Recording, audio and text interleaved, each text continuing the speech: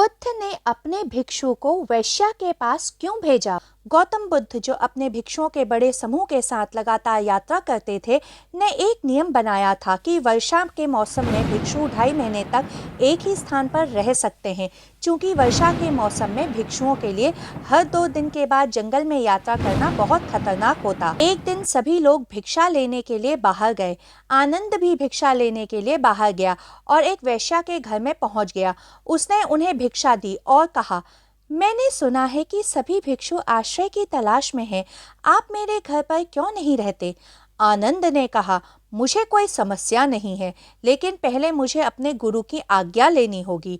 जब आनंद ने गौतम से पूछा, इस तरह की एक महिला मुझे रुकने के लिए कह रही है, तो गौतम ने कहा, यदि वह आपको इतने प्यार से आमंत्रित कर रही है तो आपको रुकना ही चाहिए।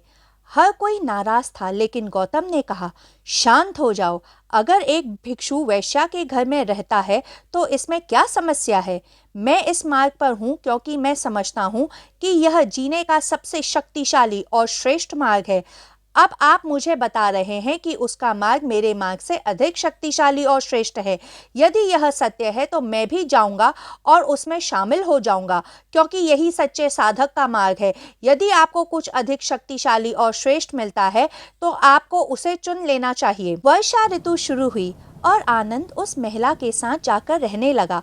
उसने उसके लिए स्वादिष्ट खाना बनाया और शाम को उसके लिए नृत्य भी किया। आनंद बहता रहता और उसके नृत्य को बहुत ध्यान से देखता रहता था। वह पूरे ध्यान से उसके प्रदर्शन का आनंद लेता था।